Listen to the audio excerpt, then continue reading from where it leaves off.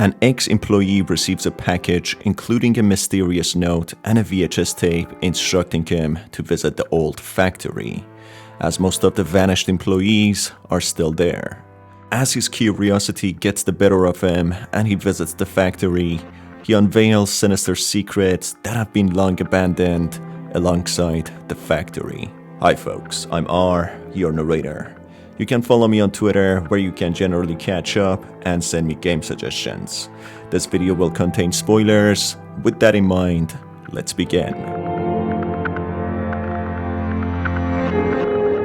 As an ex-employee of Playtime Co., the protagonist finally returns to the factory many years after everyone within disappeared, after receiving a package including a note instructing him to find the flower and that the employees are still there. Enclosed also within the package is a standard puppy doll commercial VHS tape, which contains some eerie clips glitching in. You are about to see the most incredible doll ever invented. Her name is Poppy, and she is the first truly intelligent doll in the world. A little girl can talk to her. Poppy gives her answers. She is the first doll actually able to have a conversation with a child. Hard to believe? Just watch. Poppy Playtime! Poppy's as lovable as a real girl, and she talks like one too. Hi, my name is Poppy. I love you. Can you help me polish my shoes? Why, of course, Poppy. Just like a real girl, Poppy always wants to look her best. Perfect! Thank you. Her hair is sturdy and won't come out when you brush it, and smells just like a poppy flower. Is there anything else you'd like to say, Poppy?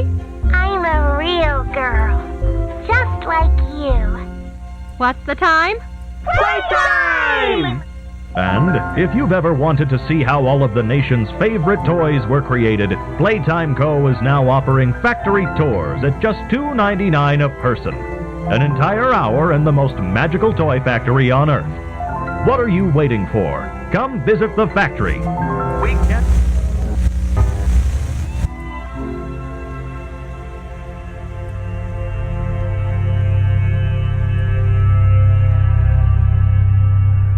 The commercial introduces a new doll called Puppy, which is called to be the most realistic doll who talks and interacts. The doll says the unsettling line that she's just like real people, displaying the obsession of Playtime Company in creating lifelike dolls. The commercial then ends with a location with a puppy flower drawing, leading to a door. As the protagonist enters the long-abandoned factory, he picks up a green-colored VHS tape, which acts as an introductory tape. Hi, my name is Leith Pierre, and I'm the head of innovation here at the Playtime Co. Toy Factory. If you're seeing this, then you're trespassing. Yeah, we play this little tape on loop whenever we close the factory for the day. So, trespasser, just to make you aware, while we pride ourselves primarily on our high-quality toys and excellent child care, we also pride ourselves on our security. For example, this facility is full of hidden motion triggers, which, once set off, will turn on the factory's emergency alarms and directly contact the authorities. And that's one of the more tame aspects of our security system. No spoilers. So, you've got my warning. It's not too late to turn around. I just hope that you're certain whatever you're doing is worth it. The tape contains the voice of Leith Pierre, who is the head of innovation at the Playtime Company. The tape unveils that it acts as a warning to trespassers, mentioning that the factory is full of hidden motion detection tools, which will automatically contact the authorities after being triggered. But as the factory has been abandoned for long, this doesn't seem to be the case. But something more alarming is when Leith mentions that the motion triggers are one of the many aspects of their security, which means there are more menacing tools for securing the facility from unwanted trespassers. The protagonist soon stumbles upon the second tape, colored blue.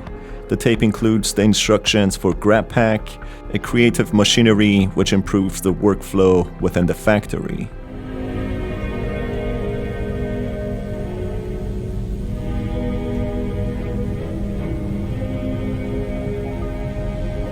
After wearing the GrabPack and utilizing it, the protagonist manages to open the gate leading to the main hall, where he witnesses in awe an enormous blue doll called Huggy Wuggy, who wears a menacing, large grin. A description of the toy written in 1984 goes on to explain how this has become the company's best-selling toy, as Elliot Ludwig, the founder, had a vision to create lifelike toys, which Huggy proved to be a success, as he could hug people forever with his long, unnatural arms. As the protagonist collects a key and travels to a room to power the generator, he comes across a poster of the rules. The rules seem to be a bit quirky, especially the don'ts, as they forbid anyone staying past 8 p.m. in the factory. They have rules against entering innovation room without authorization and tampering with machinery as well, as if these things have happened before, with the company possibly hiding a secret and conducting mysterious plans after 8 p.m. Further in the room, there's a lot of bloodstains and splatter on the walls, indicating something sinister and gruesome had happened, which the company has been trying to keep a secret. As the protagonist starts the generator and walks back to the main hall, in his shock, he witnesses that the Huggy doll has vanished. He then finds another tape colored yellow of a security camera. Rich, where are they keeping the Huggy boxes? I don't know. I couldn't tell you. Remember when maintenance last did a sweep of this place? No. Exactly. Nobody in this stupid company knows what they're doing. Oh, I swear I haven't seen a single box in its place until they started flooding the storehouse with orphanage junk. Right. I get it. It's a nice program, on brand. It's just hard to be happy about it when manufacturing's on our necks about it, because we can't find stupid Huggy boxes. Rich. You're right. You're right. It's for the orphans. Rich Avery, the storeroom manager, is heard complaining about the sheer number of boxes scattered around for orphans, a presumable program set up to provide orphans with friends, hence giving them the Huggy dolls. Although being a selfless and kind plan, it's poorly organized, causing the employees to suffer working in a stressful and unorganized factory. A poster later on explains the plan, which encouraged the employees of the organization to participate and foster or adopt orphan kids. After managing to find a second hand for the GrabPack, the protagonist is able to traverse further into the factory. Reaching the Make-A-Friend room, where toys are put together, the protagonist comes across another tape colored pink, which is of an interview of Stella, a potential employee. So, Stella, what made you want to work at the Playtime Co. factory? Playing with toys when I was young was so magical. I could go straight from my bedroom floor to anywhere in the world. It was such a great feeling. And being able to work at a toy factory, somewhere that can provide kids with that same experience, that's a pretty great feeling too. Sometimes though, I really wish I could go back. To being a kid, I mean. And it's weird, because adults are just kids, but older. I don't think anyone ever really feels like an adult. But your body just gets older and older, and then you die. Poof! Human bodies just can't stay young forever. There's things, though, like some trees that can stay alive even while being way older than the person. I mean, the oldest people to ever live are still younger than those.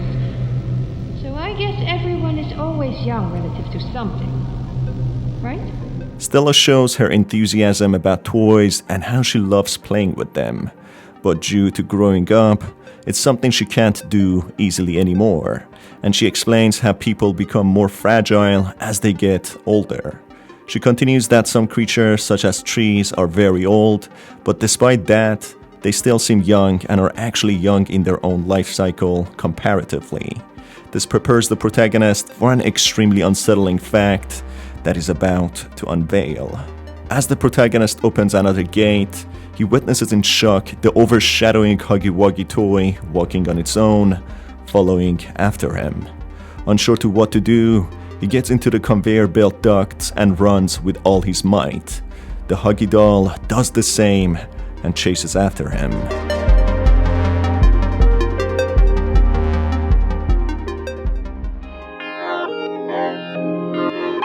After a tense chase sequence, the protagonist collapses a bridge, making Huggy fall to its demise. Shaken and breathless, the protagonist recollects himself and thinks to himself to what the hell he just experienced. He soon stumbles upon a black tape which contains unsettling information about what this organization had been carrying out in secret. Final log. In relation, experiment 1006, the prototype. Coordination and cooperation is evidently within his skill set, as well as the skill set of all other experiments of his type. Though still missing, today's events are no doubt in relation to him. His absence was a flaw in the scientific process, which should have under no circumstances been left unaccounted for. That's why I'm making this log, so that the same mistake won't be made twice. Any future experiments will need to be contained and disposed of in a secure location. I'm not worried about myself. One breakthrough and I'll be back. We must forge onwards in the name of science, whether those who are beneath us understand it or not. End of... The concerned scientist on the VHS mentions how one of the experiment subjects went missing and was not contained and destroyed, just like the previous experiments. This experiment is labeled 1006, which could mean that they conducted more than 1000 experiments. The man on the tape further explains that this is for the sake of science, and whether the people shouting and screaming beneath understand it or not, the experiments must continue. The people beneath might be the employees, possibly even the orphans they so blatantly uttered to care about, whom they detained and experimented on.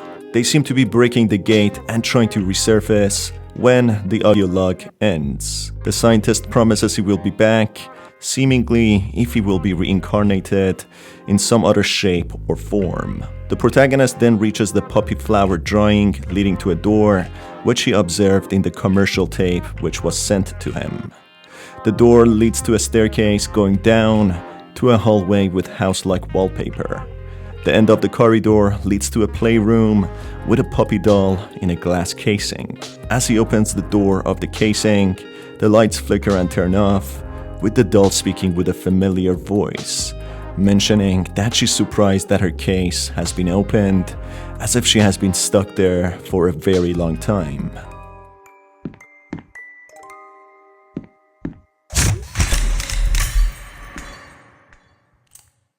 You opened my case.